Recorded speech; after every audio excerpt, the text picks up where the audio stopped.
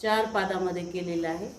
पहिला आहे समाधिपाद, दुसरा आहे साधनपाद, तिसरा आहे विभूतिपाद आणि चौथा आहे कैवल्यपाद। आता पहिले जे पाद आहे त्यामध्ये एकूण सूत्र आहे 51 समाधिपादामध्ये, त्याला प्रथम पाद पण म्हणतात। त्यानंतरचा जो दुसरा पाद सांगितलेला आहे तो साधनपाद आहे। ह्या साधनपादामध्ये त्यांनी 55 सूत्रे सांगितलेली आहेत। त्यानंतर जो तृतीय पाद आहे त्याला विभूतिपाद म्हणतो आपण। त्या विभूतिपादामध्ये एकूण सूत्रे आहेत 56 आणि शेवटचा जो पाद सांगितलेला आहे कैवल्यपाद, त्या कैवल्यपादामध्ये एकूण सूत्रे आहेत 34। त्यानंतरचं सांगितलेलं होतं त्यांनी तदा द्रष्टुः स्वरूपे वस्थानम। त्यानंतरचं सूत्र घेतलं होतं आपण वृत्ती सारूप्यम इतरत्र। चौथं घेतलं होतं वृत्तया पंचतया क्लिष्टा क्लिष्टः। त्यानंतर प्रमाण विपर्यय विकल्प निद्रा वृत्तयः, पातंजली योग सूत्रामधले हे 6वं सूत्र आहे। त्यानंतर 7वं सूत्र घेतलं होतं प्रत्यक्षानुमानागमाः प्रमाणानि। याच्यामध्ये प्रमाण सांगितलं होतं प्रत्यक्ष, अनुमान आणि आगम। त्यामध्ये तुम्हाला मी प्रत्यक्ष धुराचे याचं पण उदाहरण सांगितलेलं होतं। धूर दिसल्यानंतर आपण फक्त अनुमान काढतो आणि प्रमाणमध्ये एखादे जे व्यक्ती आहे तज्ज्ञ व्यक्तींचं आपण शब्द हे प्रमाण मानतो। त्याच्यामध्ये आपण मग मोठमोठे जे योगाचे ग्रंथ आहेत तेच आपण प्रमाण म्हणून मानतो। त्यानंतरचं सूत्र घेतलं होतं शब्द ज्ञानानुपाती वस्तुशून्य विकल्पः। 10वं सूत्र घेतलं होतं अभाव प्रत्ययालंबना वृत्ती निद्रा। 11वं अनुभूत विषया संप्रमोषा स्मृती। त्यानंतरचं घेतलं होतं अभ्यास वैरागाभ्या तद्निरोधः आणि शेवटचं घेतलं होतं सतु दीर्घकाल नैरंतर्य सत्कारा सेवितो दृढभूमी। आता याच्या पुढचं आपल्याला बघायचं आहे। आता सतु दीर्घकाल नैरंतर्य सत्कारा सेवितो दृढभूमी म्हणजे आपण अभ्यास करत असताना तो श्रद्धापूर्वक अंतःकरणाने आणि निष्ठेने जर अभ्यास केला तर आपल्याला त्याचे निश्चितच लाभ होतात। मग त्याच्यामध्ये आपल्या योगासनांचा पण अंतर्भाव होतो। कोणतीही साधना जर आपण मन लावून केली श्रद्धापूर्वक तर त्याचे निश्चितच परिणाम आपल्याला मिळतात। आता आपल्याला याच्यानंतरचं सूत्र बघायचं आहे अविद्या अस्मिता राग द्वेषाभिनिवेशा क्लेशः। हे दुसऱ्या पादामधलं तिसरं सूत्र आहे। आपला जो दुसरा पाद आहे ना साधनपाद त्यातलं तिसरं सूत्र आहे। आतापर्यंतचे जे सूत्र होते ते सगळे पहिल्या पादामधले होते।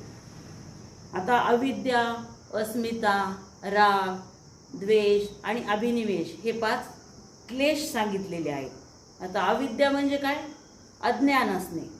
आता याच्यामध्ये अनित्य, असुची, त्याच्यानंतर दुःखदायक, अनात्मक ज्या गोष्टी आहेत त्या म्हणजे अविद्या होईल। ह्या सगळ्या अज्ञानामुळे आपल्या मनामध्ये दुःख निर्माण होतो। आता पदार्थाचे जोपर्यंत आपल्याला यथार्थ ज्ञान होत नाही, तो पदार्थ आहे हे आपल्याला माहीत नाही, त्याच्यामुळे आपले जे चित्त आहे त्या चित्तामध्ये दुःखाची निर्मिती होती। क्लेश म्हणजे काय? दुःख। आता उदाहरणार्थ हाडे, मांस आणि रक्त इत्यादीपासून आपले जे शरीर बनलेले आहे ते सुंदर शरीर बनलेले आहे आणि ते सुंदर असल्याचीच भावना आपल्याला निर्माण होते। पण त्याच्यामधून जे जर चैतन्य निघून गेले ह्या शरीरामधून तर प्राण शिल्लक नाही राहिला तर मग ते शरीर कसं होऊन जातं? पूर्णपणे निरुपयोगी होऊन जातं। त्या शरीराची दुर्गंधी येते जास्त दिवस ठेवला तर, तसंच त्याच्यामध्ये जीव नसला तर। हे सगळ्यांना माहिती आहे। पण ह्या अविद्येमुळे काय होतं मग? जे पुढचे 4 क्लेश आहेत त्या पुढच्या 4 क्लेशांची निर्मिती होते। मग ते पुढच्या सूत्रामध्ये सांगितलेलं आहे अविद्या क्षेत्रमुत्तरेशा प्रसुप्त तनु विच्छिन्नोदाराणाम। हे आपल्या दुसऱ्या याच्यामध्ये साधनपाद आहे त्याच्यातलं 4थं सूत्र आहे। आता अविद्येच्या नंतर जे 4 क्लेश आहेत अस्मिता, राग, द्वेष आणि अभिनिवेश याची प्रसवभूमी आहे। प्रसवभूमी म्हणजे नांगरलेली भूमी आहे आणि ह्या अविद्येमुळेच ह्या 4ही क्लेशांची निर्मिती होते। म्हणजेच अविद्या हेच एकदा याचं निराकरण झालं तर पुढचे 4 क्लेशच निर्माण होणार नाहीत. ती सगळी 4 क्लेशांची निर्मिती आपोआपच थांबून जाईल. आता हे क्लेशही व्यक्तीच्या ठिकाणी 4 अवस्थेमध्ये असतात. हे जे 4 क्लेश सांगितलेले आहेत तुम्हाला, त्याचं पहिलं आहे प्रसुप्त, दुसरं आहे तनु अवस्था, तिसरी आहे विच्छिन्न आणि चौथी आहे उदार अवस्था. आता प्रसुप्त अवस्था म्हणजे सुप्तपणे अकार्यरत अवस्था असते आणि चित्तामध्ये फक्त संस्कार शिल्लक राहिलेले असतात आणि हे संस्कार असतात ते बीजाच्या रूपात असतात. ज्याप्रमाणे झाडाचं बी असतं तसं आपल्या मनामध्ये ते संस्कार सुप्त अवस्थेमध्ये असतात. त्यानंतरची अवस्था आहे ती तनु अवस्था. तनु अवस्थेमध्ये त्या संस्काराला काय होते, थोडेसे अंकुर फुटतात. पण अंकुर जरी फुटू लागले त्याचं स्फुरण होऊ लागतं आणि संस्कार थोड्या प्रमाणामध्ये जागृत होतात. पण ते संस्कार आपल्या कृतीमध्ये मात्र उतरत नाही. त्यानंतरची जी अवस्था आहे ती विच्छिन्न अवस्था आहे आणि विच्छिन्न अवस्थेमध्ये आपले जे तनु अवस्था आहे 2 नंबरची, त्या तनु अवस्थेमधील क्लेशयुक्त वासना मनामध्ये जे असतात, वासना, इच्छा, ह्या सगळ्या वासना आणि इच्छाला अंकुर तर फुटलेलंच असतो, पण त्या अंकुराला पाने आणि फांद्या फुटतात आणि मग पाने आणि फांद्या फुटल्यानंतर ते अधिक वर प्रगट होण्यासाठी येऊ लागतात आणि आपल्या मनामध्ये मग प्रबळ कारण निर्माण होतं ती इच्छा व्यक्त करण्यासाठी. परंतु ती इच्छा आपण व्यक्त करू शकत नाही, दबून राहते आपल्या मनामध्ये ती इच्छा, काही कारणाने ती कृतीमध्ये येऊ शकत नाही. त्याच्यानंतर जे चौथी अवस्था आहे ती आहे उदार अवस्था. आता ह्या उदार अवस्थेमध्ये काय होतं, झाडाला जेव्हा खत पाणी घातलं की फांद्या, पाने, फुले, फळे असे मोठ्या प्रमाणामध्ये येतात आणि मग त्याचा मोठा वृक्ष होतो. तसंच आपल्या मनामधील ज्या वासना आहेत, ज्या इच्छा आहेत, त्या सगळ्या इच्छा आपल्या पूर्णपणे कृतीमध्ये उतरतात. मग ह्या इच्छा एखाद्या वेळेस वासना वाईट पण असतात, मग हे बरे वाईट कृत्य आपल्या हातामधून घडते आणि ह्या छोट्या रोपट्याचा मोठा वृक्ष होतो आणि मग हे जे काही वाईट कृत्य आपल्या हातातून घडवतं त्याचं मोठं रूप धारण करतात ते. त्यानंतरचं सूत्र सांगितलेले आहे दृक्दर्शन शक्यतो रेकात्मतेव अस्मितः. आता अस्मिता म्हणजे काय, अहम. आता अहमच्या ठिकाणी आपण काय म्हणतो, मी, माझं घर, माझा पैसा, माझे माणसं, माझा मुलगा, त्याच्यानंतर माझी संपत्ती, माझा पैसा इत्यादीचे सतत आपल्या चित्तामध्ये स्फुरण होत असते.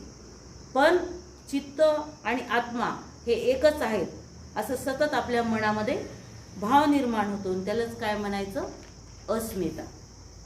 आता दृक्शक्ती म्हणजे ज्ञान होते, जो चेतन पुरुष आहे म्हणजे आत्मा आणि दर्शन शक्ती याच्याद्वारे जे ज्ञान होते त्याला ते चित्त झालं.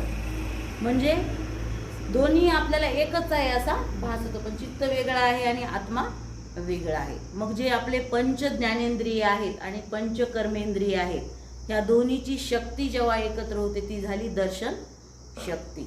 आणि त्यावेळेस आपल्याला मग हा आत्म्याचा धर्म आहे, चित्तामधील जे काही मूलभूत गुणधर्म आहेत त्याचा आपल्याला सारखं आठवण येऊ लागते, स्फुरण येऊ लागते. त्यानंतर मग काय होतंय, अस्मिता नावाचा क्लेश निर्माण होतो. अहमभाव, की माझा ध्येय आहे, माझा ध्येय फार चांगला आहे, असा अभिमान आपल्यामध्ये अहमभाव निर्माण होतो. त्यानंतर मग हा अहमभाव निर्माण झाल्यामुळे काय होते, सुखानुषयी राग. आता सुख या शब्दाचा अर्थ इथं आनंद नाही घेतलेला, राग ह्या अर्थाने इथे घेतलेला आहे. म्हणजे आसक्ती, सुखाने वा सुखद जेव्हा अनुभवाची आसक्ती आपल्याकडे ओढ निर्माण होते सुखद अनुभव घेण्यासाठी, तेव्हा आपल्याला काय वाटतं की ती सुखद गोष्ट आपल्याला पुन्हा पुन्हा मिळावी, म्हणून आपण त्याच्या मागे सारखी धाव घेत असतो, त्याच्याकडे जाण्याचा प्रयत्न करतो. ती पुनरावृत्ती होण्यासाठी आपण सारखी धडपड करतो सुखाच्या मागे जाण्यासाठी. त्यानंतर सांगितले दुःखानुषयी द्वेष. आता आपल्या सांसारिक जीवनामध्ये आपल्याला अनेक दुःखदायक प्रसंग येतात. मग हे दुःखदायक प्रसंग आल्यानंतर आपल्या मनामध्ये जास्त दुःख निर्माण होतं, क्लेश निर्माण होतात आणि मग आपण त्याच्यापासून दूर पळू लागतो. आपल्याला हे दुःखदायक घटना नको वाटतात आणि ती दुःखदायक घटना आपल्याला विसरावी वाटते, परंतु ती विसरल्याच जात नाही, पुन्हा पुन्हा पुन्हा पुन्हा आठवते. मग हा चित्तामध्ये त्रासदायक क्लेश निर्माण होतो आणि त्रासदायक क्लेश निर्माण झाल्यानंतर मग त्याच्यापासून आपण दूर जाण्याचा सतत प्रयत्न करतो. त्यानंतर स्वरसवाही विदुषोपिहि तथा रूढूपो विही निवेशः. दुसऱ्या याच्यामधलं 9वं सूत्र आहे दुसऱ्या पादामधलं. व्यवहारामध्ये अभिनिवेश हा अर्थ आवेश या अर्थाने सांगितलेला आहे. आवेश, राग, हिरिरी असा आपण वापरतो. परंतु येथे अभिनिवेश म्हणजे मी, जो शरीररूपी आहे तो मी असे खरे मानणे म्हणजे आपल्याला तो प्राप्त झाल्यासारखं आहे. मग आपल्याला माहीत असते आपण पूर्णपणे जिवंत राहू शकणार नाही. आयुष्यामध्ये असा कधीतरी क्षण येणार आहे की आपण मरणार आहोत. आपल्याला माहीत आहे की आपलं मरण आलेलं आहे आणि ते माहीत असून देखील विद्वानांच्या सहित सर्वांच्या ठिकाणी आपल्याला मृत्यूची भीती चित्तामध्ये सतत घर करून निर्माण होत असते. आता कधीतरी आपण आपला देह आपल्याला सोडून जावं लागणार आहे. मग आपल्या शरीराचा जो ममत्व भाव आहे तो ममत्व भाव कोणालाच सुटत नाही. मग अशा भावनेला काय म्हणायचं? अभिनिवेश. अविद्या ह्या क्लेशामुळे मनुष्याची मोक्षाकडे होणारी जी वाटचाल आहे ती वाटचाल थांबते आणि ह्या क्लेशामधून मग मुक्त होण्याचे अनेक उपाय सांगितलेले आहेत. पण आपण सगळेच उपाय काही अनुसरू शकत नाही. त्याच्यामध्ये मग पतंजलींनी पुढील सूत्र सांगितलेलं आहे. याच्यामधून जर तुम्हाला उपाय करायचा असेल तर विवेक ख्याती विप्लनव हाणोपाय दुसऱ्या पादामधलं 26वं सूत्र आहे. निवडकच सूत्र घेतलेले आहेत, एक सलग सूत्र घेतलेले नाही. त्यामध्ये त्यांनी सांगितलं की अविद्येचं जे निराकरण आहे त्या अविद्येच्या निराकरणासाठी विवेक ख्याती हा त्यांनी उपाय सांगितलेला आहे. मग आपल्या अविद्येचा नाश होतो आणि ह्या अविद्येचा नाश झाल्यानंतर त्याला यौगिक भावना म्हटलेलं आहे. त्याला ही संज्ञाच दिलेली आहे. मग मी हा चित्त आणि चित्तामधील जी वृत्ती आहे ती याच्यापासून वेगळी राहते. मग आपला विवेक जागृत होतो आणि विवेक ख्याती जागृत झाल्यानंतर संशय, विपर्यय इत्यादी जे दोष आहेत आपल्या मनामध्ये ते दूर होतात आणि विवेकाची भावना आपल्या मनामध्ये निर्माण होते. त्याच्यानंतरचं पुढील सूत्र सांगितलेलं आहे. योगानुष्ठान दशुद्विक्षे ज्ञान दीप्तिरा विवेक ख्यातेही. या 28वं सूत्र आहे दुसऱ्या पादामधलं. योगाच्या अंगाचे अनुष्ठान म्हणजे योगाची जर सतत साधना केली तर आपल्या मनामधील जे अशुद्ध विचार आहेत ते क्षय पावतात. म्हणजे क्षय पावणे म्हणजे काय? हळूहळू नष्ट होणे. एकदम तर ते विचार काही नष्ट होत नाहीत, पण हळूहळू त्यांची गती कमी होत जाते आणि ती अवस्था चित्तामध्ये आली की आपल्या मनामध्ये विवेक ख्याती उत्पन्न होते. मग योगाची जी 8 अंगे सांगितलेली आहेत पतंजली ऋषींनी, ती 8 अंगे त्याची सतत आपण दीर्घकाळ अखंडपणे साधना केली, श्रद्धेने साधना केली. 8 अंगे तुम्हाला माहीत आहेत. यम, नियम, आसन, प्रत्याहार, प्राणायाम, धारणा, ध्यान आणि समाधी. याची जर सतत आपण श्रद्धेने साधना केली तर आपल्या चित्तामधील जे अशुद्धी आहेत, मनामधील अशुद्ध विचार आहेत त्याचा क्षय होतो आणि आपल्या मनामध्ये जे तमोगुण आहेत, रजोगुण आहेत ते नाश पावून सत्वगुणांचा उद्रेक होतो. आपोआपच हे पुढे नित्य साधनेने घडून आपली प्रगती होते. मग हे अष्टांग मार्ग आपण जेव्हा अवलंबतो तेव्हा अष्टांग मार्ग अवलंबत असताना आपल्या योग साधनेमध्ये आपल्याला अनेक अडथळे येतात. आता हा प्रश्न तुम्हाला परीक्षेमध्ये येऊ शकतो. कोणकोणते अडथळे आहेत? त्याला अंतराय म्हणलेलं आहे. त्याचं एक सूत्र तुम्ही पाठ करून ठेवलं की मग तुम्हाला ते 9 अंतराय लागलीच त्याचं स्पष्टीकरण लिहिता येतं. त्यामध्ये व्याधी, स्त्याण, संशय, प्रमाद, आलस्य, अविरती, भ्रांती दर्शन, अलब्ध भूमिकत्व आणि अनवस्थितत्वानी विक्षेपाते अंतराया, चित्त विक्षेपास्ते अंतराया. व्याधी, स्त्याण, संशय, प्रमाद, आलस्य, अविरती, भ्रांती दर्शन, अलब्ध भूमिकत्व, अनवस्थितत्वानी चित्त विक्षेपास्ते अंतराया. पहिलं सूत्र त्यांनी पहिलं अंतराय सांगितलेलं आहे व्याधी. 9 अंतरायापैकी पहिला आहे व्याधी. आता व्याधीमध्ये त्यांनी सांगितलं की आपण जो योगाभ्यास करतो तो योगाभ्यास करताना आपल्याला पहिला अडथळा निर्माण होतो. आता व्याधी म्हणजे काय? आपल्या शरीरामध्ये आणि मनामध्ये वेगवेगळ्या प्रकारचे रोग निर्माण होतात. आता हे रोग कशामुळे निर्माण होतात? आपले जे त्रिदोष आहेत, वात, पित्त आणि कफ, ह्यामुळे त्रिदोष निर्माण होतात. मग त्याच्यामध्ये धातू, कर्मेंद्रिय, ज्ञानेंद्रिय याच्यामध्ये विषमता आणि असंतुलन निर्माण झाले की मग ह्या व्याधी निर्माण होतात आणि व्याधी निर्माण झाले की मग आपण ते उपचारासाठी त्याच्या मागे धावतो आणि मग आपल्या योगाभ्यासामध्ये अडथळा येतो. आपण मग हे अडथळा दूर करण्यासाठी आपल्याला योगाभ्यासच करावा वाटत नाही. त्यानंतरचं दुसरं अडथळा सांगितलेलं आहे स्त्यान. पहिला आहे व्याधी, दुसरं आहे स्त्यान. स्त्यान म्हणजे आपल्या जे चित्ताच्या ठिकाणी आहे ती अकर्मण्यता निर्माण होणे, म्हणजे कर्म न करण्याची प्रवृत्ती निर्माण होते. मग या अवस्थेमध्ये आपले जे रजगुण आहेत आणि तमगुण आहेत त्याचा उद्रेक होतो आणि आपण कर्मच करत नाही. मग सत्वगुणांचा मात्र जर आपल्या मनामध्ये उद्रेक झाला तर हे दोन्ही गुण नाश पावतात आणि आपल्या मनामध्ये मग सकारात्मक दृष्टिकोन निर्माण होतो. त्यानंतरचा अडथळा सांगितलेला आहे संशय. आता संशय म्हणजे योगाभ्यास करत असताना आपल्या मनामध्ये परस्पर विरोधी भाव निर्माण होतात. योगाभ्यास करावा का नाही, केल्यानंतर आपल्याला फायदा होतो का नाही, पुन्हा दुसरं मन काय सांगतं, नाही योगाभ्यास केला पाहिजे. मग हा मनामध्ये आपल्या संशय निर्माण झाला की आपली श्रद्धा पण हळूहळू नाहीशी होते. मग श्रद्धा नाहीशी झालं की योगाभ्यासच आपल्याला करावा वाटत नाही. हा तिसरा अडथळा आहे संशय हा. त्यानंतरचा चौथा आहे ते प्रमाद. प्रमाद म्हणजे सगळं माहीत असते आपल्याला पण जाणून बुजून आपण चूक करतो. एखादी गोष्ट वाईट आहे हे आपल्याला माहीत आहे तरी पुन्हा पुन्हा त्याचं पुनरावृत्ती करणे म्हणजे प्रमाद होय. मग असं केल्यानंतर आपल्याला माहिती आहे योगाभ्यास केल्यानं आपल्याला खूप फायदा होतो, आपल्याला प्रसन्न वाटते, उत्साह येतो, तरी पण मग काय करायचं, तो योगाभ्यास टाळायचा. याच्यानं काय होते, मग आपल्या मनामध्ये प्रमादाची इच्छा निर्माण होते. हे झाला चौथा अडथळा. त्यानंतर आहे आलस्य. आलस्य हे पाचवं विघ्न आहे योगाभ्यासामधलं. आणि ह्या आळसामध्ये काय होते, मानसिक आळस आहे हा. शरीर आणि मन ह्या दोघांचाही हा आळस आहे. मग सगळं कळतं आपल्याला, इच्छा पण आहे, पण इच्छा असूनही आपण सकाळी लवकर उठण्याचा कंटाळा करतो. माहिती आहे आपल्याला, आपण लवकर उठलो तर सगळं आपली योग साधना होती, पण तरी कंटाळा करतो. ह्याला काय म्हणायचं, आलस्य. म्हणजे मनामधून ती इच्छा असली.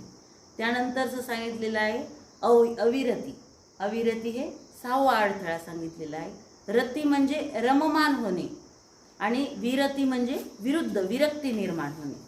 मग अविरती पुन्हा विरतीच्या विरुद्ध दिशेने म्हणजे रममान होणे. मन आणि जे इंद्रिय आहेत ते सतत विषयाच्या मागे धावत असतात. बघा, आता आपण समजा आसने वगैरे करत आहोत एक रूममध्ये, मधल्या रूममध्ये किंवा बाहेरच्या रूममध्ये, आणि घरामध्ये काहीतरी कांदा पोहे वगैरे करणं चालू आहे. मग आपलं मन त्या दिशेकडे धावतं, आपलं नाक त्या दिशेने धावतं बघा, नाकाचे इंद्रिय, आणि आपल्याला वास येतो. वास आल्यानंतर मनामध्ये वेगवेगळ्या इच्छा निर्माण होतात, आपल्याला खावेसे वाटतात ते. मग आपलं लक्ष इकडं लागत नाही, लागते का आसनामध्ये, मग त्याला काय म्हणायचं, अविरती. त्यावेळेस काय करायचं, मनावर पूर्णपणे नियंत्रण ठेवायचं. फक्त त्या कालावधीसाठी देखील आपण नियंत्रण ठेवू शकतो.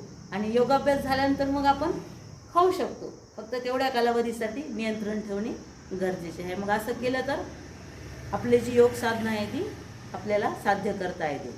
म्हणजे इंद्रियावर देखील आपण काही प्रमाणामध्ये नियंत्रण मिळवू शकतो. ह्या अविरतीच्या अडथळ्याच्या नंतर सांगितलेलं आहे भ्रांती दर्शन. भ्रांती दर्शन हा 7वा अडथळा आहे.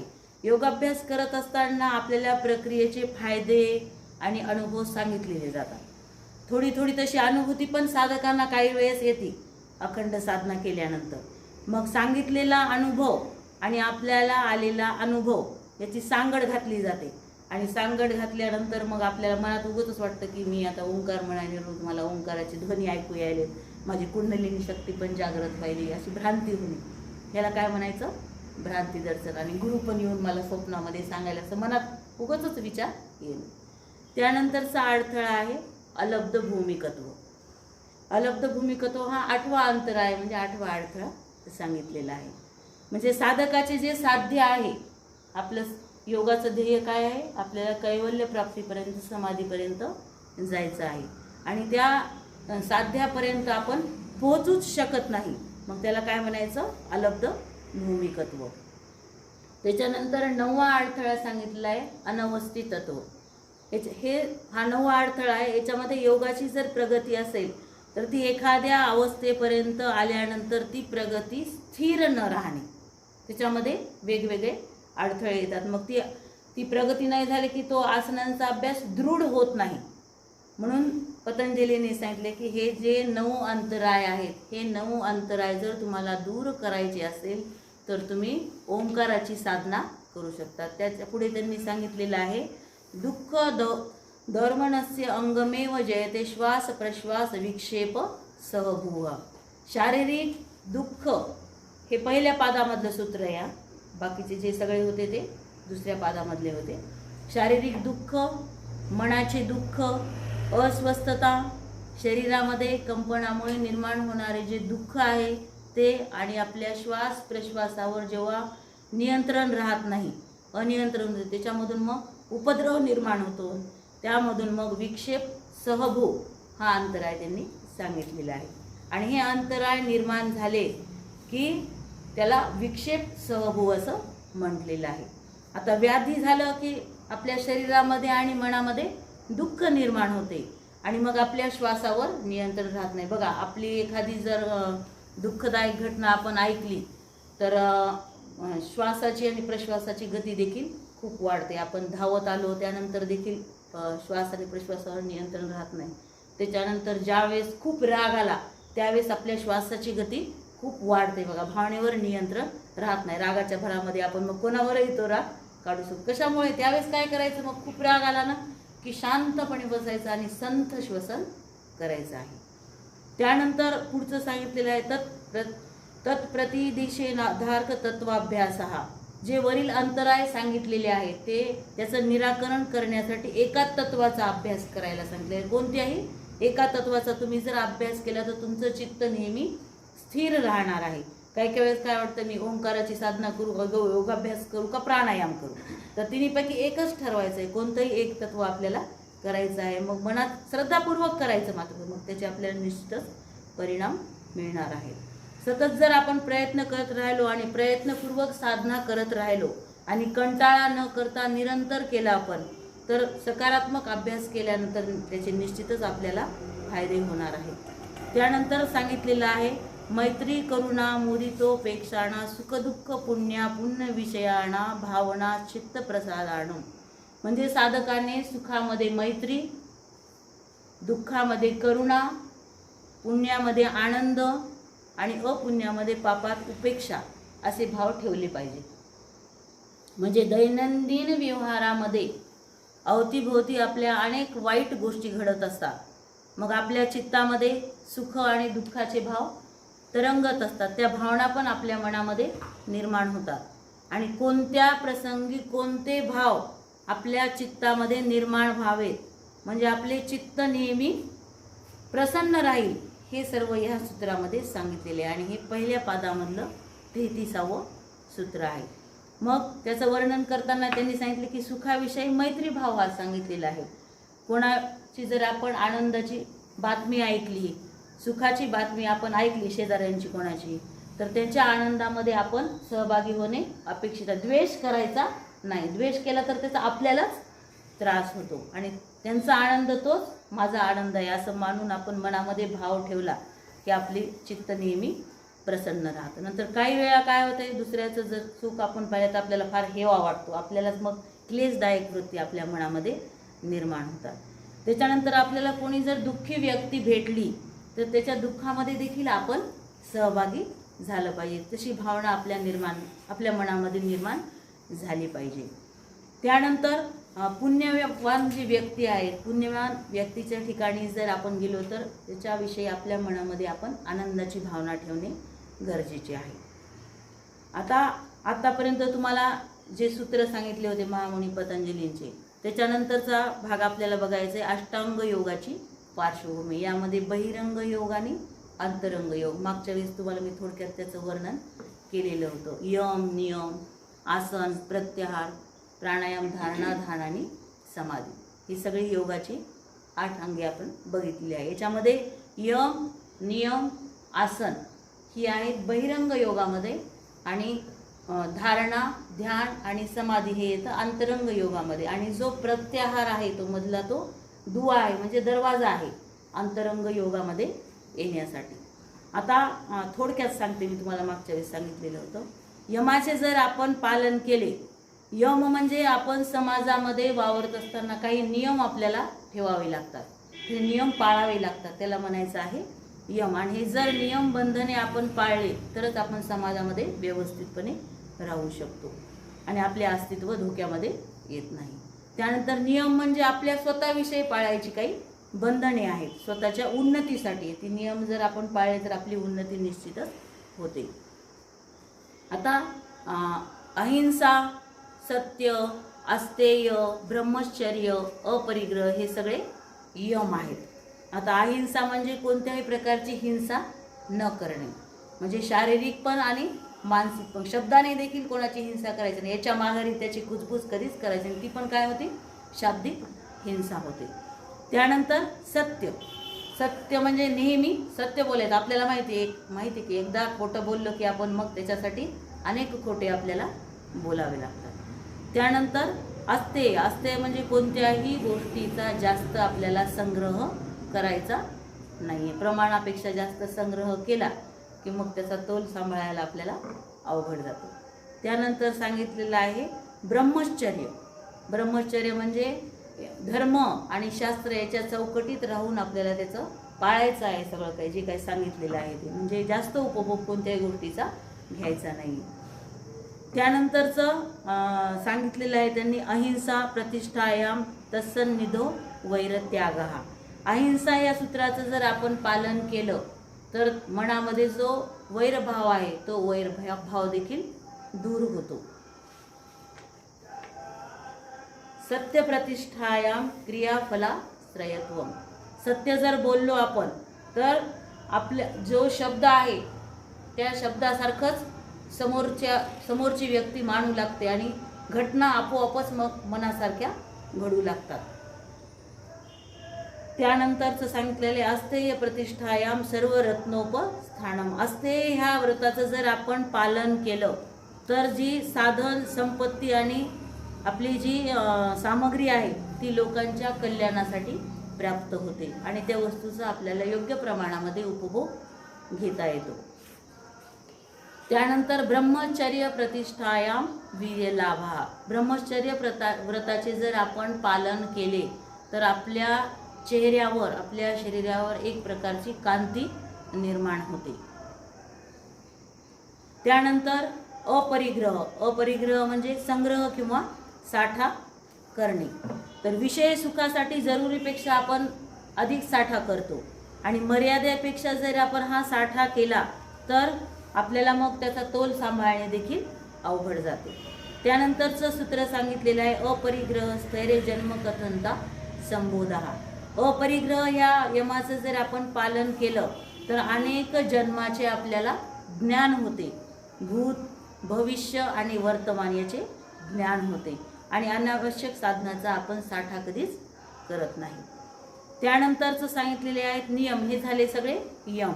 नियमामध्ये शौच, संतोष, तपस्वाध्याय, ईश्वर प्रणिधानाने.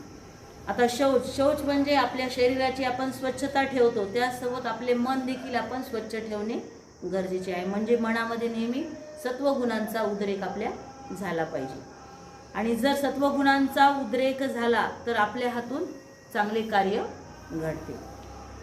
शौच हे 2 प्रकारचे सांगितलेले आहेत. बाह्य शुद्धी आपण स्नानाने करतो आणि जे पंच ज्ञानेंद्रियाची शुद्धी आहे ती देखील करणे आपल्याला आवश्यक आहे.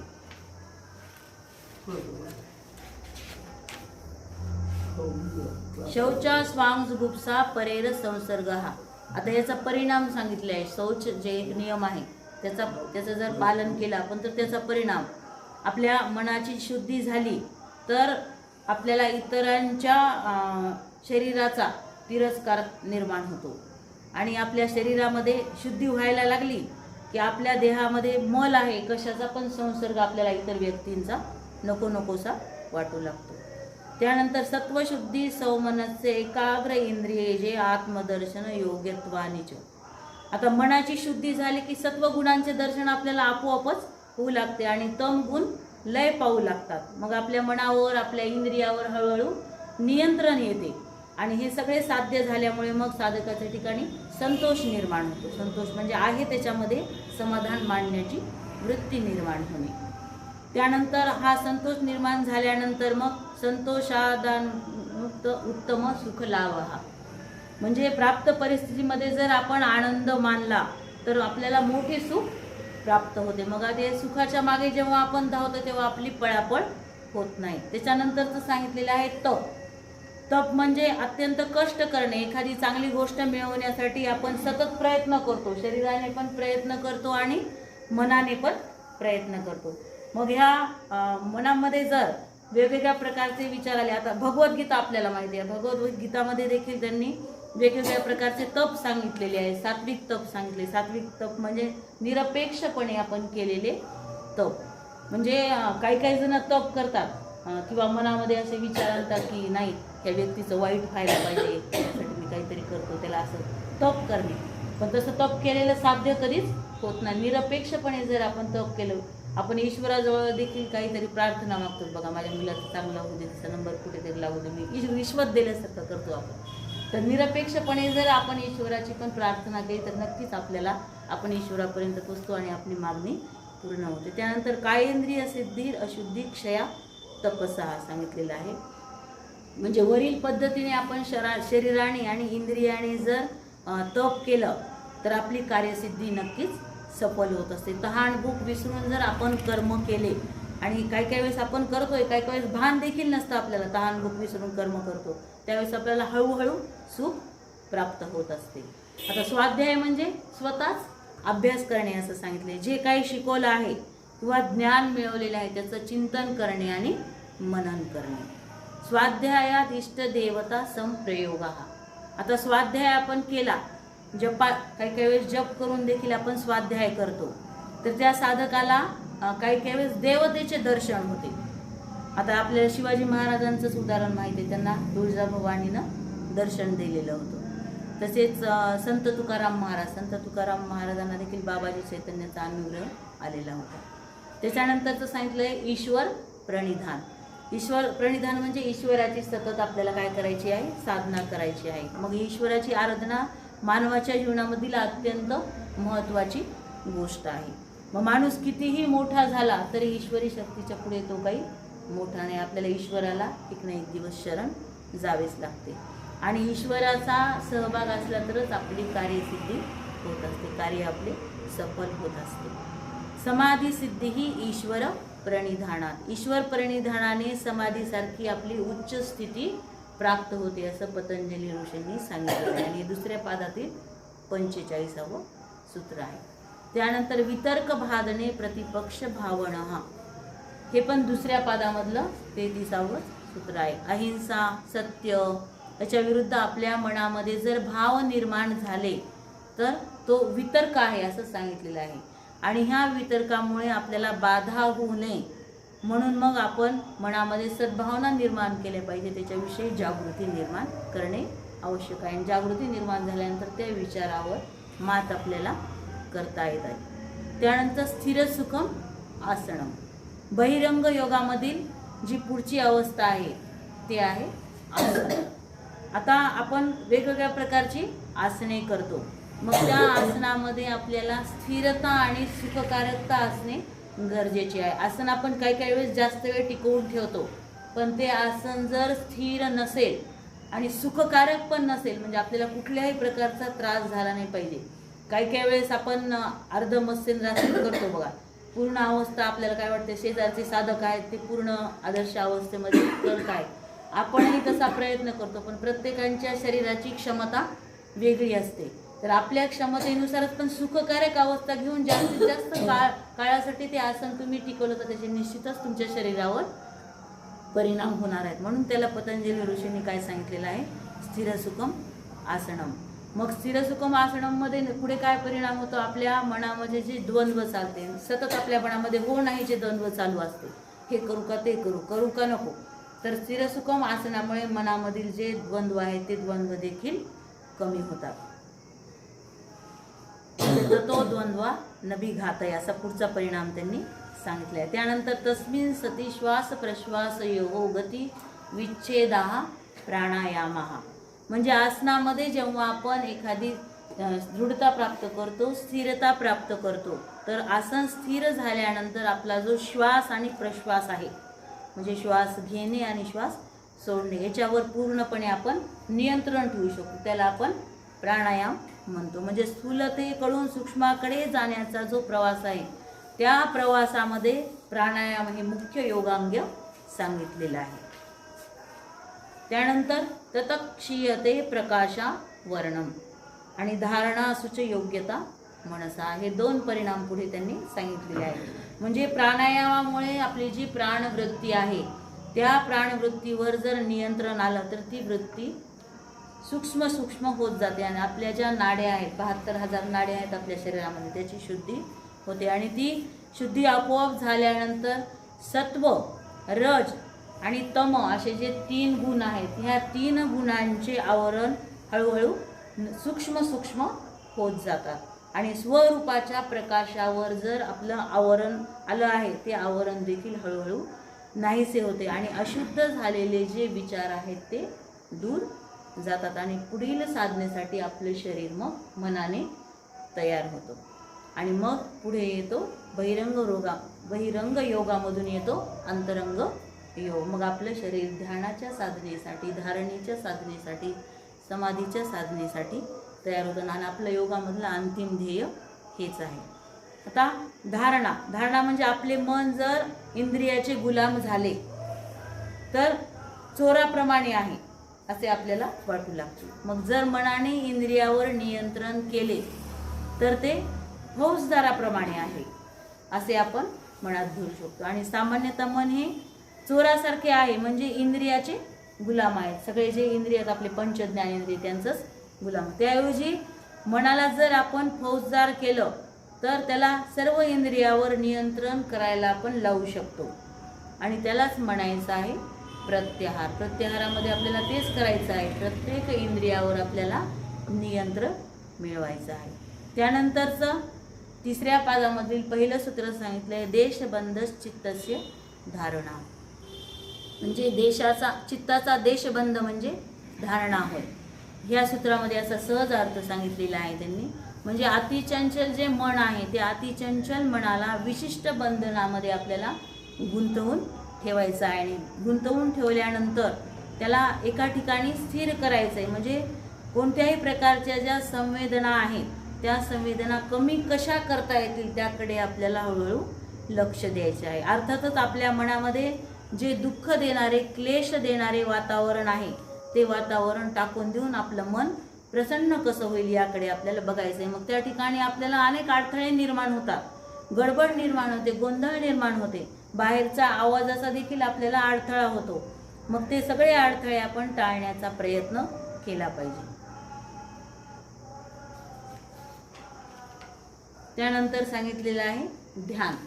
धारणेच्या अभ्यासातून मग आपल्याला ध्यानाच्या पायरीकडे जाता येतं. ध्यान म्हणजे योग आणि योग म्हणजे ध्यान असं समीकरण सगळ्या ठिकाणी रूढ झालेलं आहे. म्हणजे आपण काही काही वेळेस काय म्हणतो, मी ध्यान करतो, मोठ्या अभिमानाने काही जण सांगत असतात. पण एखाद्या गोष्टीवर जर आपण मन एकाग्र करून बसलं तर ते खऱ्या प्रकारचं ध्यानच होय. त्यानंतरचं सांगितलेलं आहे समाधी. पतंजलींनी धारणेच्या आणि ध्यानाच्या अभ्यासामधून पुढे समाधीकडे वाटचाल होते आपली असंही त्यांनी सांगितले. समाधीबद्दल जनमानसामध्ये गूढता आहे बघा.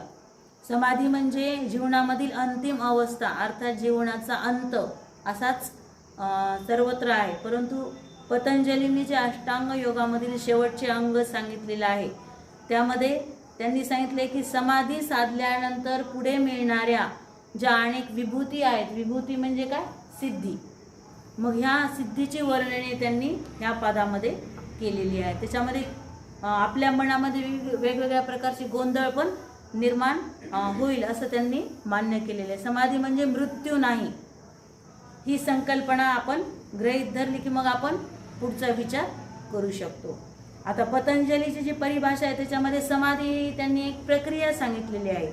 ध्यान धारणा करायचं आणि त्याच्यानंतर पूर्वस्थितीला येऊन आपलं जे दैनंदिन काम आहे ते काम देखील आपण करू शकतो. त्याच्याप्रमाणे मग 2 तास समाधी आपण साधू शकतो आणि पुन्हा पूर्वस्थितीला येऊन आपण दैनंदिन कामामध्ये देखील लागू शकतो.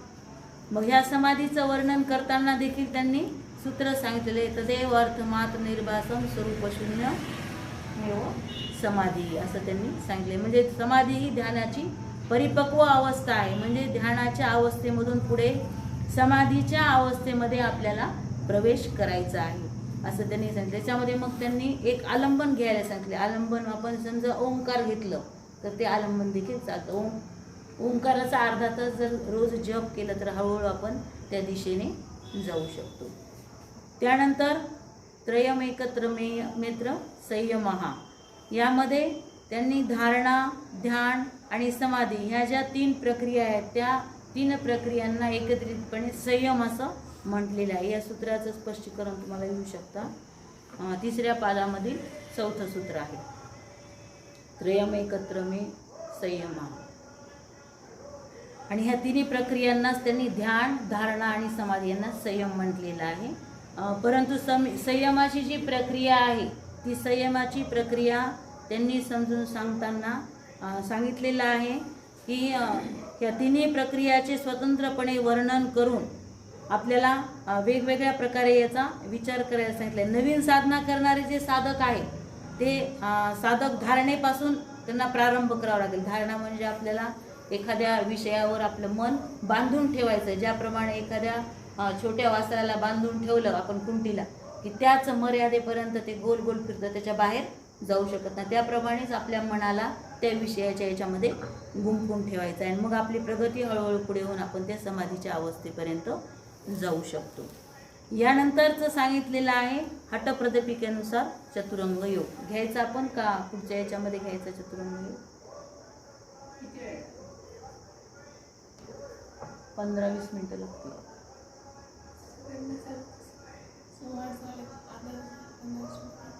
15-20 मिनिटामध्ये आहे वेळ तुम्हाला का थांबवायचं इथं पुढच्या वेळेस घ्यायचं? कसं आहे, घेऊन टाकू का?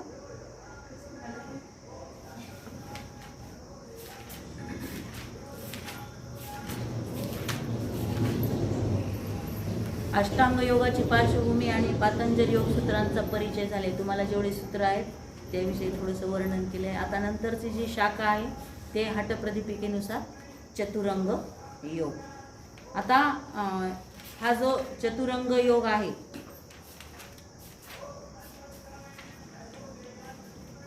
हा चतुरंग योग 12व्या दशकामध्ये लिहिला गेलेला आहे आणि स्वामी स्वात्मारामांनी हा चतुरंग योग लिहिलेला आहे. तर ह्याला हठविद्या देखील म्हटलेलं आहे. आता याच्यामध्ये 4 अंग आहेत: आसन, प्राणायाम, मुद्रा आणि नादानुसंधान. म्हणून ह्याला चतुरंग योग असं म्हटलेलं आहे. नादानुसंधान किंवा समाधी दोन्ही पण नाव आहेत याला. आता याच्यामधले जे एक अंग आहे त्याविषयी आपण माहिती घेऊयात. याच्यामध्ये प्रथमोपदेश सांगितलेला आहे त्यांनी. त्याच्यामध्ये आसन विधीचं कथन केलेलं आहे. चतुरंग योगामध्ये पहिलंच अंग त्यांनी आसनाचं सांगितलेलं आहे. योगाभ्यासाच्या पूर्व तयारीसाठी त्यांनी 16 श्लोक सांगितलेले आहेत आणि त्यामध्ये त्यांनी योगाभ्यास करण्यासाठी जी योग्य जागा लागते, त्याच्यानंतर योगाभ्यास करण्यासाठी मठ कसा असला पाहिजे, साधकाचा आहार कसा असावा, त्याचा विहार कसा असावा, त्यांनी कोणते कोणते पथ्य पाळले पाहिजेत, हे पहिल्या उपदेशामध्ये त्यांनी सांगितलेलं आहे. त्यानंतरचा दुसरा उपदेश आहे त्यामध्ये त्यांनी प्राणायामाचं वर्णन केलेलं आहे. याच्यामध्ये 78 श्लोक सांगितलेले आहेत आणि प्राणायामाचं विस्तृत प्रकारे त्यांनी येथे वर्णन केलेलं आहे. त्यानंतरचा जो दुसऱ्या उपदेशामध्ये त्यांनी 72,000 नाड्यांपैकी 3 नाड्याचं देखील वर्णन केलेलं आहे. ज्या 3 नाड्या महत्त्वाच्या आहेत, इडा, पिंगला आणि सुषुम्ना, ह्या 3 नाड्यांविषयी देखील वर्णन केलेलं आहे. त्यानंतरचा उपदेश आहे त्याच्यामध्ये समाधी लक्षण सांगितलेलं आहे. 114 श्लोक आहे आणि समाधी हे योगाचे त्यांनी अंतिम अंग सांगितलेले आहे. 5वा उपदेश आहे त्याच्यामध्ये औषधी कथन केलेले आहे. त्याच्यामध्ये एकूण 24 श्लोक सांगितलेले आहेत त्यांनी. हा चतुरंग योग आहे. याच्यामध्ये पहिलं सूत्र त्यांनी सांगितलेलं आहे हठप्रदीपिकेमध्ये, अथासने दृढे योगी वशी हित मिताशनः गुरुपदिष्ट मार्गेण प्राणायामान समभ्यसेत. म्हणजे आसनामधील दृढता आपण जर प्राप्त केली तर त्याच्यासोबत हितकारी आणि मितकारी असं जेवण करणे गरजेचं आहे. हितकारी म्हणजे आपल्या आरोग्याला जे हितकारक आहे आणि मितकारी म्हणजे प्रमाणामध्ये आहार घेणे, म्हणजे जास्तही न घेणे आणि कमीही न घेणे, त्याला मितकारी आहार म्हणलेला आहे.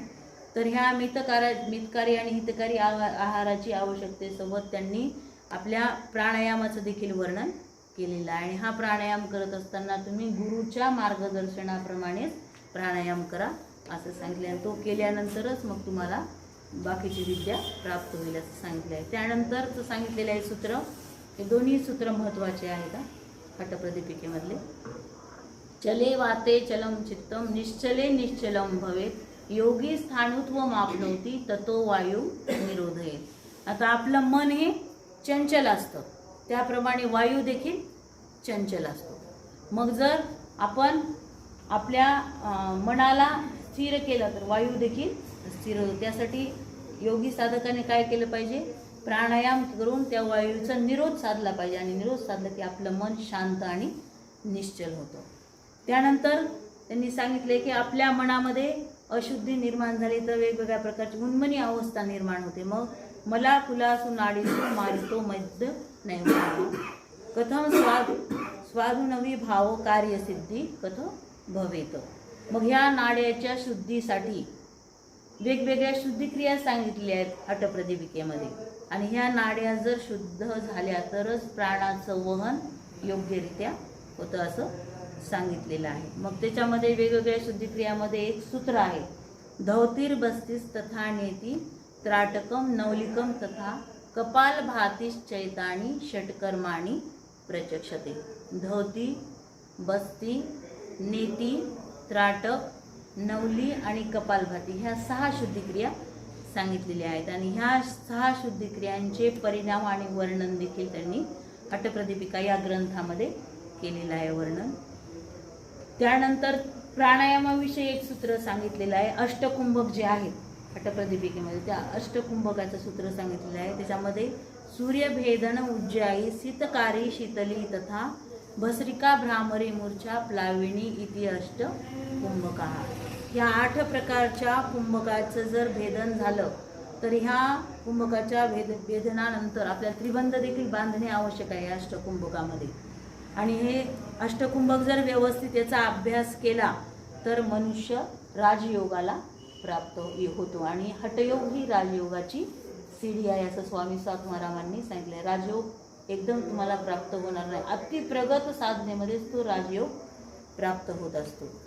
आणि हा राजयोग प्राप्त झाल्यानंतर हठसिद्धी देखील प्राप्त होते. मग ही हठसिद्धी प्राप्त झाल्यानंतर त्याची लक्षणे सांगितली, ती एका सूत्रामध्ये सांगितलेली आहे. वपु पुरुषत्व वदने प्रसन्नता नाद स्फुटत्व नयने सुनिर्मले अरोगता बिंदू जयो अग्निदीपन नाडी शुद्धी विशुद्धी हठशुद्धी लक्षणम. म्हणजे हठयोग जर सिद्ध झाला तर आपलं शरीर कृश होतं, चेहऱ्यावर प्रसन्नता निर्माण होते, आपल्याला वेगवेगळ्या प्रकारचे अनाहत नाद ऐकू येतात, आपले डोळे निर्मळ होतात, आपले आरोग्य चांगले राहते, आरोग्य प्राप्ती होते आपल्याला. त्यानंतर शुक्रस्खलन होत नाही आणि आपल्या शरीरामधील जो जठराग्नी आहे तो योग्य प्रमाणामध्ये प्रदीप्त होतो. म्हणजे कधी आपल्याला जेव्हा जेवायचं तेव्हाच आपण जेवण करू शकतो, भूक आपल्याला त्याच वेळ लागू शकते. त्यानंतर घेरण संहिता आहे. घेरण संहितेमध्ये सप्तांग योग, आपला चतुरंग योग इथे संपलेला आहे. थांबा.